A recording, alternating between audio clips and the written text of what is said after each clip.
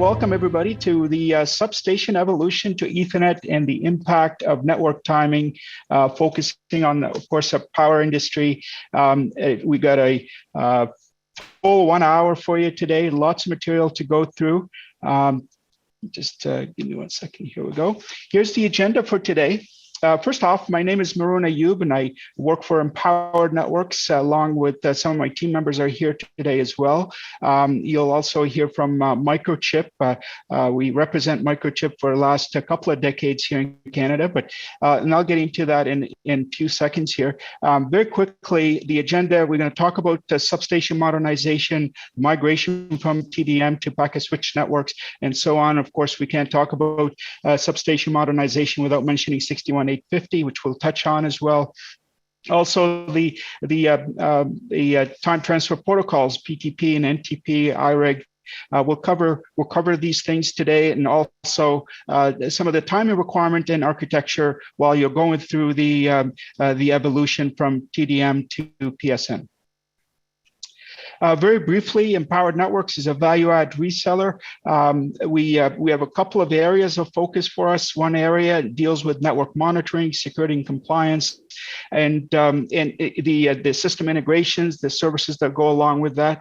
The other side of the business is timing synchronization, which I'm part of that team, and you'll hear from another colleague of mine as well that will be handling the Q&A at the end, Corey Bytel. We focus solely on time and synchronization. We represent Microchip in Canada for the last couple of decades at least. With that, I'll hand it over to Joe. Hi, thanks, Maroun. I'm assuming everybody can hear me. This is Joe Pirelli. I'm with Microchip Frequency and Time Systems business unit and part of the Strategic Marketing and Business Development Group. So today we're going to just kind of lay the groundwork for what's going on in the utilities, specifically as it relates to network modernization, 61850, process bus, et cetera, and digital substations. Before we begin, just want to give you a little bit of background on the company. So Microchip is a microcontroller or semiconductor company primarily. That's our core. And we provide solutions to market segments, every market segment that you probably think of around the world. We also have a timing and clock solutions business unit. Again, that's FTS, Frequency and Time Systems. And the company is about a $6 billion company going into this year. Last year was $5.4 billion. We're headquartered out of Chandler, Arizona, which is just outside of Phoenix. And we have between 19,000 and 20,000 employees worldwide at this time. Next slide, Maroun. Sorry to interrupt, Joe. I forgot to mention, everybody will be on mute. Please utilize the Q&A button and the chat box there. Ask your questions there, and we'll cover them at the end of the webinar. Thank you. Sorry, Joe. Yeah, no problem. Thanks for that. So if you look at Microchip from a business, sort of a global development centers perspective, you can see worldwide, we're pretty much everywhere. Very heavily invested in North America. Our headquarters is in Chandler. We've got quite a bit of development centers throughout Europe, Eastern and Western Europe, and then of course in the Pacific Rim, China, Bangkok, Thailand, the Philippines, etc., Australia, and most recently in Wellington, New Zealand, through the acquisition of a company called Techround, which some of you probably know about. Next slide, please. Okay, from a timing and clock and timing solutions perspective, Microchip is really one of the broadest clock and timing portfolio providers in the world. We've got over 75 years of experience, and we really heavily influence the global standards bodies, IEC, IEEE, et cetera. So we're deeply involved, and we've been doing this for quite a long time. The market segments that we focus on are everything from 5G, data centers, and networking, which includes telco, wireless, and wireline, and also utilities to some degree. Automotive, industrial and IoT, which is also utilities, and then healthcare, aerospace, and military. I won't go through this line by line, but you can see we provide solutions in a number of different areas in terms of timing, both in fixed finished product like bits clocks or timing signal generators, and also in components. Next slide, please.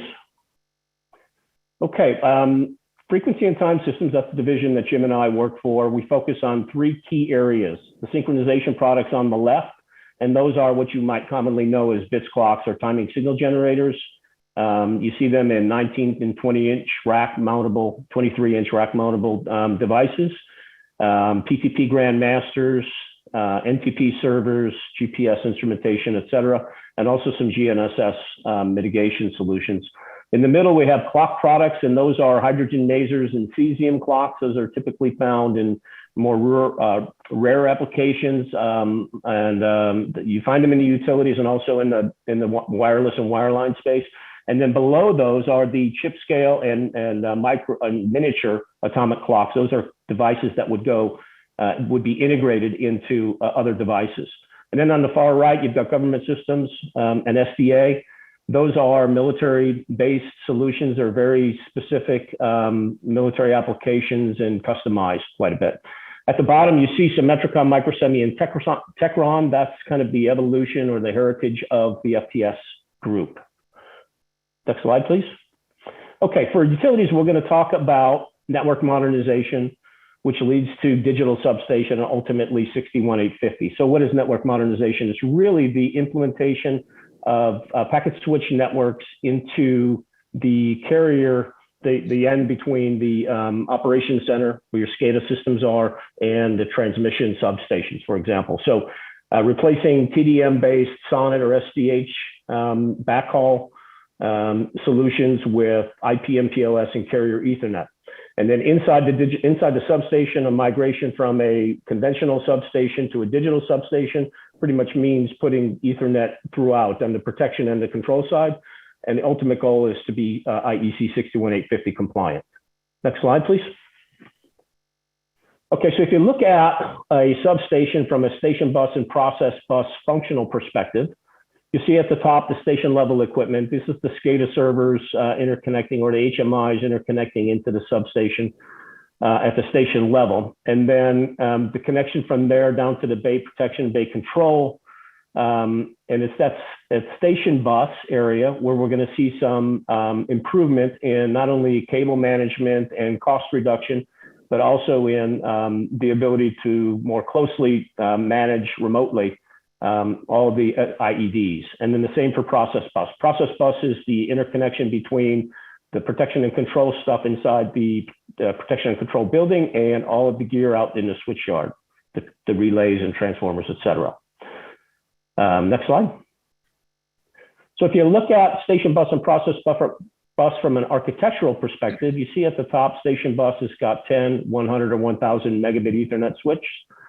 And all of the gear that's connected in through the operations center into that switch then, or switches, would then communicate to all of those IEDs and components at that level.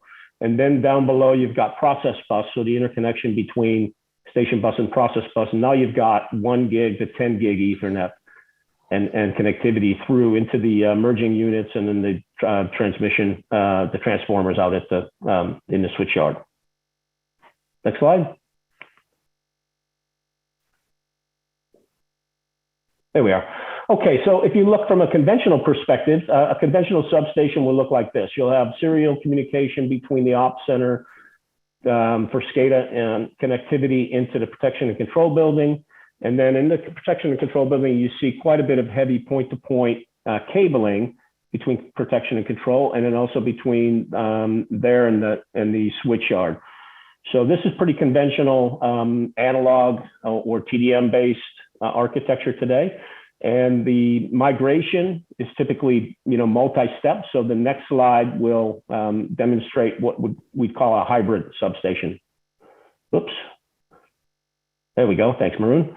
So in a hybrid substation, now you've got Ethernet rather than, say, TDM, SONET, or even T1E1.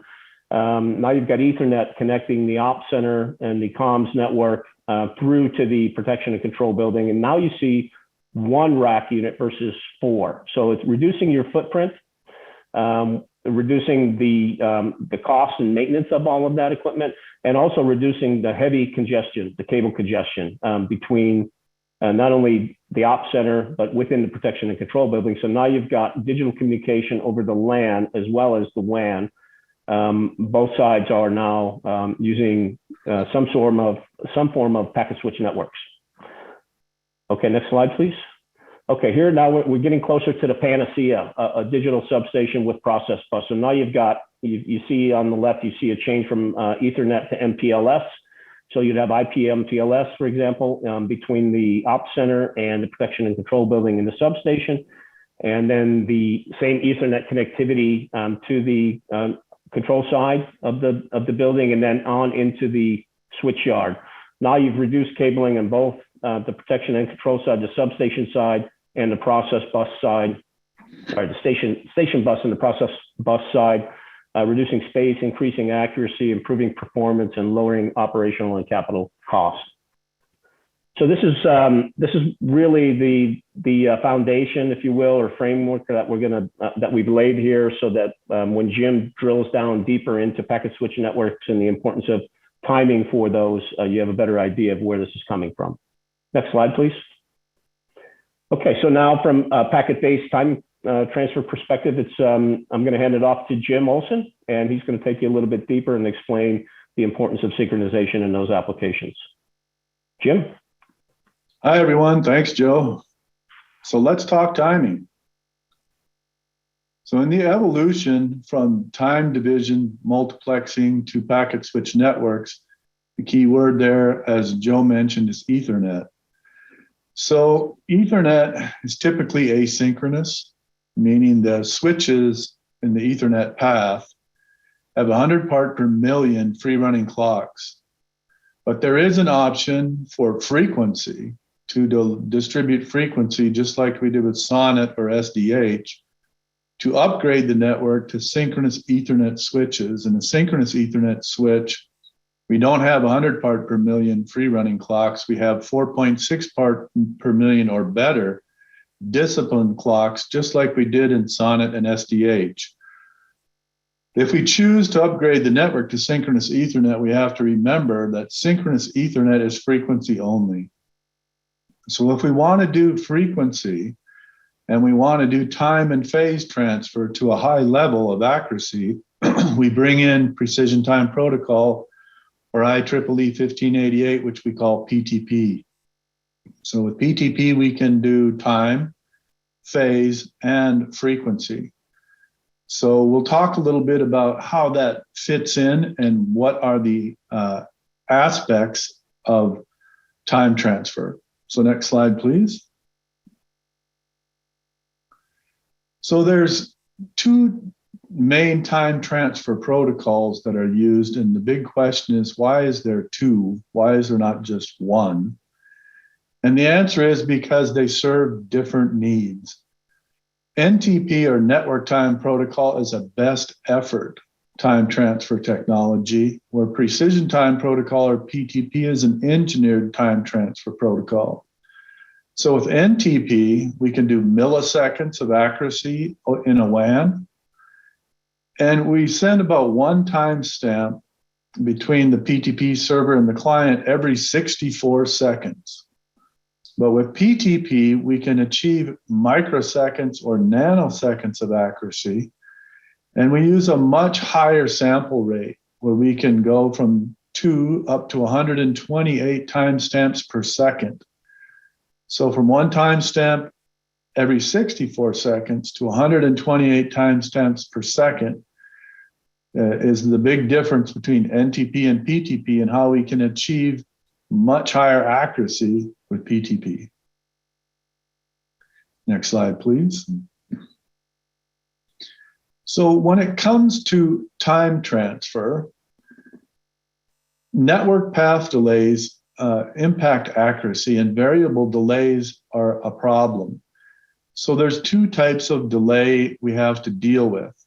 One is packet delay variation, or packet jitter, and that really affects mainly the ability of using a time transfer technology like PTP for frequency reconstruction applications. Too much packet delay variation makes it very difficult for a PTP client to reconstruct frequency. And then the asymmetrical delays in the forward and reverse direction is what impact our ability to do accurate time and phase transfer. So asymmetry is the enemy of accurate time transfer. And we'll talk about how that works in the next illustration.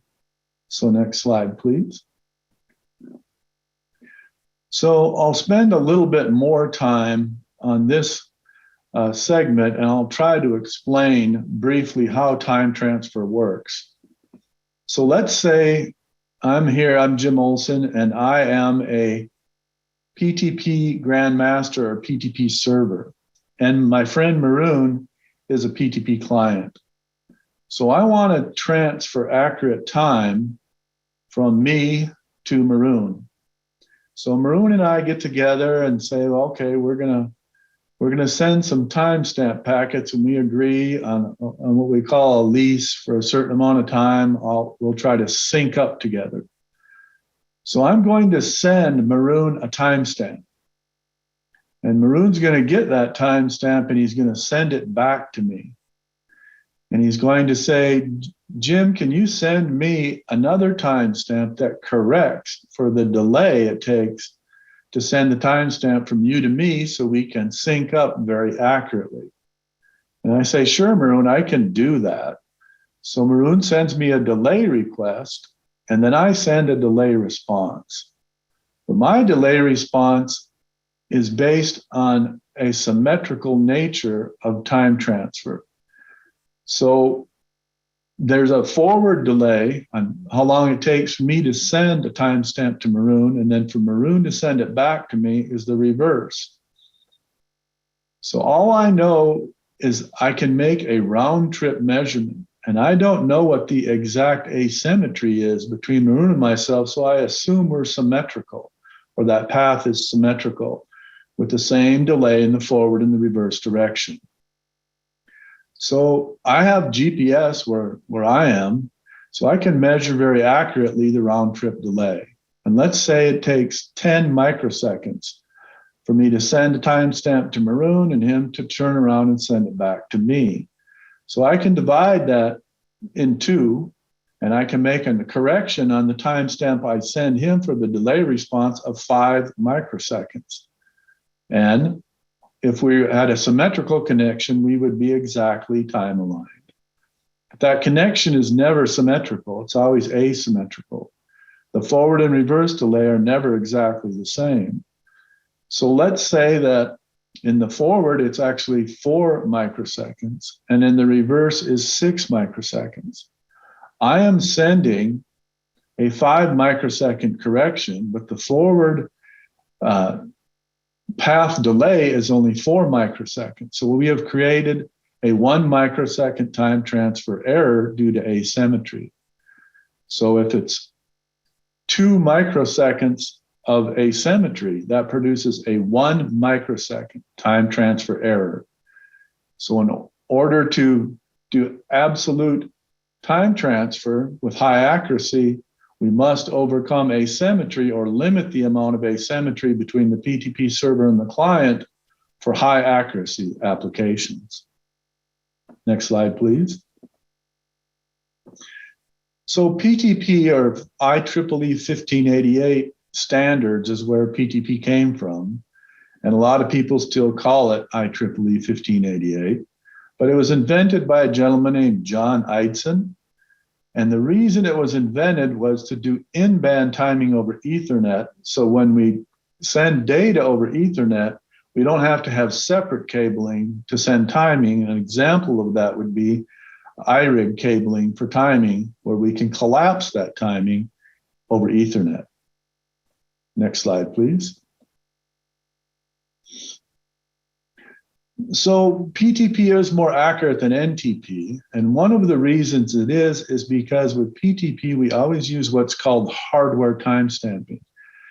So hardware timestamping eliminates operating stack delays, where we put another timestamp at the physical layer to compensate for operating stack delays. We have very high packet exchange rates, and we also have industry-specific profiles. So in the telecom world and the power world, we have specific profiles for both of those industries. In the telecom world, we use layer 3 unicast or layer 2 multicast profiles. So in telecom, to achieve higher accuracy, we typically move to layer 2 multicast profiles, which introduces the concept of full on-path support, which is a boundary clock function in the switches and routers.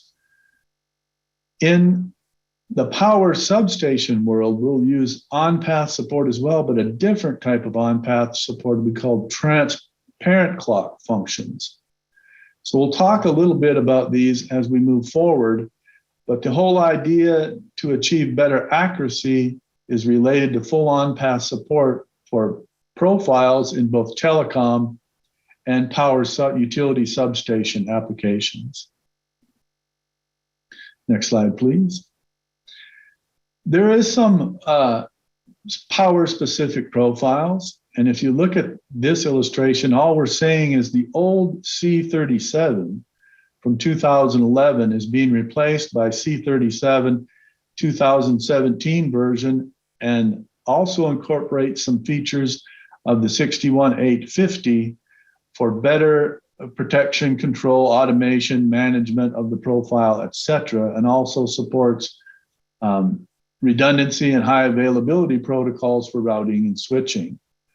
So C.37 is kind of obsolete. If we go to the next slide, we'll kind of explain why. So if you look at C.37 versus 2011 and 2017 and the 61850, we'll see that a PTP server must put out clock class messages when it's locked to GPS, when it's in certain holdover conditions. But now the target for a digital Ethernet substation is a microsecond. So we have to change our clock class messages to match the accuracy of the applications. So the new requirements for the grandmaster functions clock class messages are illustrated in the red or orange text, where we go outside 250 nanoseconds, we have to change our clock class, or we're holding within 250 nanoseconds, etc., broadcast the appropriate clock class messages. So this really makes C37 2011 an obsolete profile for digital substation applications. It's important to understand what a transparent clock function is, because in the substations, PTP uses transparent clock functions. So there's two levels of full on-path support. One is a boundary clock function, which is a layer 2 multicast function where a switch or router terminates the PTP flow on one side of the switch and regenerates it on the other side. But in the substations, we use a transparent clock function where we measure the delay of the PTP timestamps in the forward and reverse direction as they transition through the switch itself. And we add those delays to the PTP TLV messages so that the PTP clients can take up the accumulated hop by hop transparent clock delays in the forward and reverse direction, meaning we can basically take out the asymmetry of each switch we're measuring as the PTP moves through the switch at the client location. This increases the accuracy and mitigates the time error of the switches using this transparent clock function. So transparent clocks work pretty well, but the main thing to understand, I think, is boundary clocks for full on-path support are used more in telecom applications. In the substation, in LAN environments, is where we see transparent clock functions used. So big difference between the two. One is more of a hardware-based boundary clock function. Transparent clock is more software. But boundary clocks in the WAN, transparent clocks in the LAN. Next slide, please. So we'll talk about a few market trends. The digital substation process bus, the requirements we're targeting are 1 microsecond of accuracy. And that's because that's really the requirement or the target for synchrophaser applications. There's other applications that don't have as stringent requirements, but we have to engineer for the most stringent requirement, which is the 1 microsecond for the synchrophaser applications. One thing to note here, if we look at the Grandmaster PTP server function, we need to have an accuracy of better than 250 nanoseconds to absolute GNSS GPS satellite time. It's important to log that because we'll be discussing that later and what that means. So the server itself cannot consume more than 250 nanoseconds of the total 1 microsecond error budget for the application. Next slide, please. So now let's map some of our timing technology into architectures. If we look at the communications networks, there is a concept being introduced called a virtual PRTC, which is a concept and not an industry standard, a virtual primary reference time clock. And it's shown here in this illustration, where we can take PTP flows through high performance boundary clocks over the telecom network and deliver very high accuracy. One application would be deliver very high accuracy to a substation. So what does that mean? That means we could either back up GPS or GNSS timing in the substation with this type of architecture, or we could actually set time in the substation without a local GNSS or GPS receiver. The PRTC functions are listed below, where PRTC-A tracks within 100 nanoseconds to UTC, PRTC-B within 40, and ePRTC within 30 nanoseconds of UTC. An ePRTC, or enhanced PRTC, has a co-located cesium atomic clock as shown in the illustration on the upper left. And a cesium atomic clock reference to an ePRTC device means if we lose GPS or GNSS at the ePRTC location, we can maintain PRTC-A accuracy for 2 weeks without GNSS or GPS availability. So it's a highly resilient technology and architecture to deliver high performance accuracy over networks for long distances through many numbers of hops using high performance boundary clock technology. Next slide, please. So if we look at some of this technology we're introducing here, and we see that an architecture into the digital substation, we could deliver highly accurate timing. And if you look at the digital substation clock, plus or minus 250 nanoseconds, that means that if we have a ePRTC in the telecom network, for example, that's tracking within 30 nanoseconds of UTC, we have a pretty good sized time error budget until we reach the substation, but we can still produce accuracy within 250 nanoseconds of UTC with no local GNSS or GPS. And then if we can maintain that a virtual 250 nanosecond solution and use transparent clock functions within the substation, we can deliver a microsecond of accuracy over the telecom network into the substation through the buses within the substation itself and meet all of our accuracy requirements. Next slide, please. So this architecture shows a virtual PRTC. And in this virtual PRTC, we show an east and west path for PTP flows from 2 ePRTC solutions through high performance boundary clocks. And in this case, we can create a virtual PRTC at the boundary between the telecom network and the substation, where we're better than 100 nanoseconds to UTC. Then through that firewall between the telecom network and the substation, Since we're better than 100, we can easily meet the 250 nanosecond requirement for the digital substation clock PTP output. So we could do one of two things.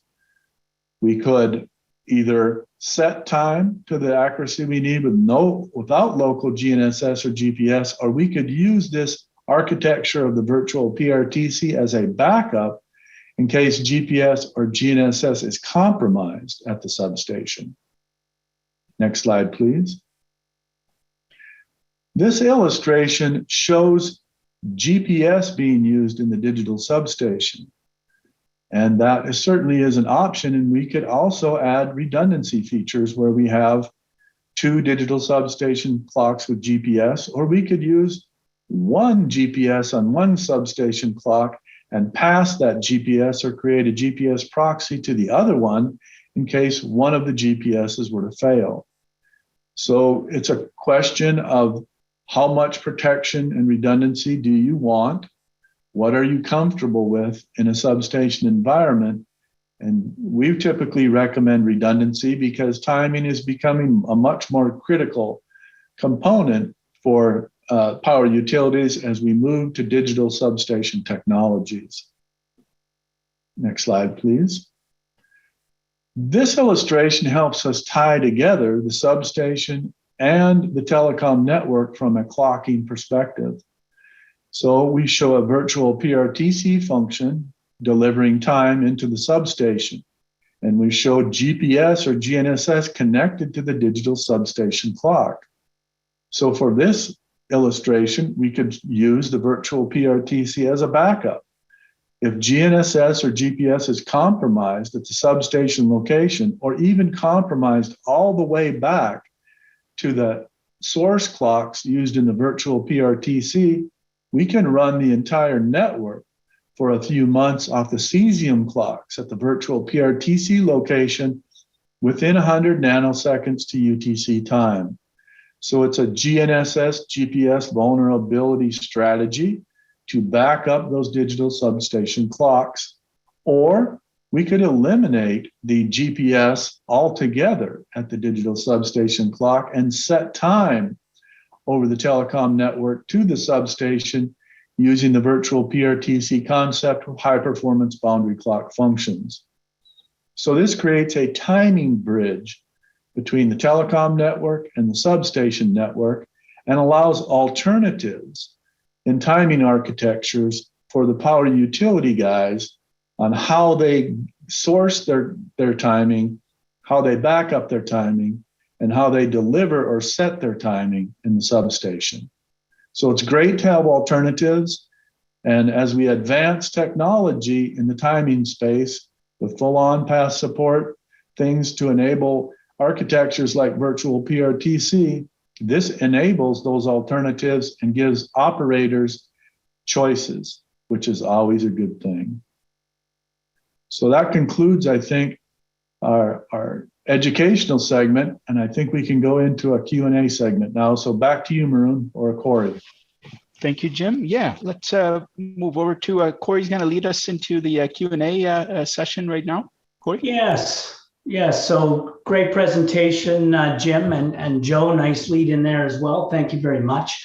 My name is Corey Bytel. I'm with Empowered Networks. I work very closely with Maroun.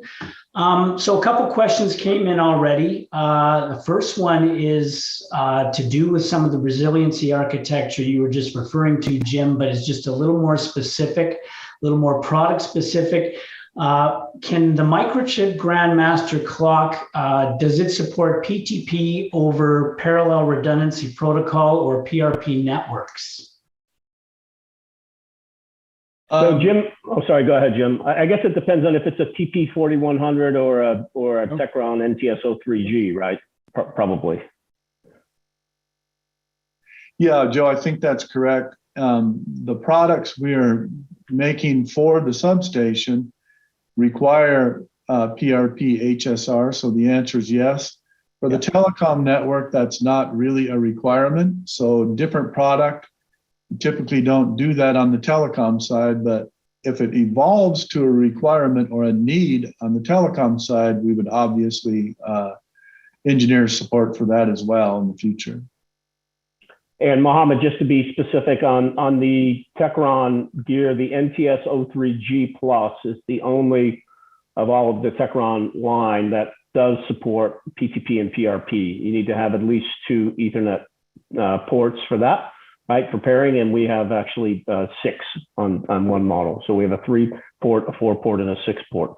So either a 4-port or a 6-port would probably be the choice of the NTS03G for that application. Excellent. So Mohammed, if you didn't get everything you needed, please ask another question in the chat. And also you said you'd be interested in potentially diving a little further into the product. So we'll be in touch with you on that. It'll be Maroun Ayoub who will get in touch with you and be in contact with you for that as well. So I'll make sure you get his information and we have your information as well. Another question came in. I think this is directed to you, Jim. What is the difference in methodology for achieving accuracy on the telecom side versus the power utility side of the network? So that's a good question, Corey. And so on the telecom side, it depends on the profile that you choose. If you use a layer 3 unicast profile, which in telecom today is typically G.8265.1, then you would want to use some kind of QoS markings on the PTP flow to differentiate the PTP packets from regular data packets and give PTP priority. This mitigates PDV and some asymmetrical nature in the PTP path and allows you to deliver higher accuracy if you use the layer 3 unicast profile. But to deliver high accuracy in telecom, mostly we're moving to the G.8275.1 PTP profile, which is layer 2 multicast, meaning you would need a boundary clock function in every switch or router in the PTP path between the server and the end client user applications. In addition, we recommend synchronous Ethernet be used in that path because synchronous Ethernet improves the performance of the boundary clock functions in the switches and routers and allows them to meet their specifications. So that on the telecom side, specific profiles with specific full on-pass support methodology. On the power utility substation side, it's more of a LAN environment in the substation, and they use transparent clock functions there, which as we discussed, transparent clock functions, we send the asymmetrical data we see from every switch or router to the PTP client that's accumulated in the path. And then it's up to the client to take out those asymmetrical time error delays in its PTP client algorithms. Okay. Well, thank you very much, Jim. Great answer. That was all that came in on the Q&A for official questions. If anybody else has anything they'd like to jump in and ask, please do so now through the Q&A chat. I do see a product application matrix that's gone up on the screen here now. Did you put that up, Joe? I did not. I did not. I thought since we're mentioning some of the products, I put it up. Sure. Yeah, I think it's good to have that. So if you look at the Techron line, you'll see, from the top down, TTM01G is a small form factor DIN rail device, probably not adequate for a digital substation. In fact, as you go through the lineup, the one at the bottom, the NTS03G Plus, is the candidate most likely to be used for digital substations. It'll have PTP and PRP, and we'll get you in position for 61850. So that's really the solution that you should focus on for that application.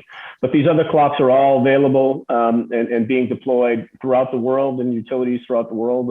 TCG02G is a very popular product in North America and around the world, but specifically here. Yeah. Excellent. No other questions have come in at this time. If there's anybody else, please don't be shy. Go ahead and type those in while we've got the field experts with us here today. Failing Cool. that, I think I will, I'll turn it back to Maroun. If another questions comes in, I will certainly jump in and interrupt.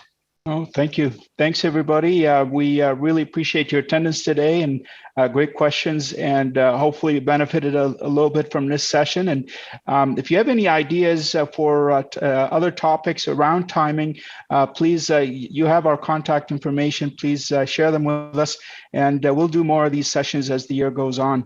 But thanks again for attending. One final comment I'll make is the material and the recording will be sent to you in the next couple of days. Just bear with us until we gather that from the cloud. The cloud is very big, apparently. So, but glad you threw that in. Somebody was asking, Dimitri was asking where he can get the recording after the fact. So nice job. All right. All right. Thank you all. Thanks, everybody. Bye-bye. Thank you. Everybody.